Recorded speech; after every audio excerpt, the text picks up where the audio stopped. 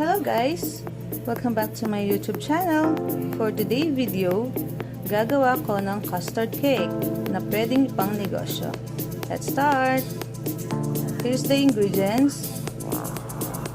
2 cups of all-purpose flour, sifted, 1/2 white sugar, 1 teaspoon of baking powder, 1 1/2 water, vanilla essence, and 1/4 of melted butter.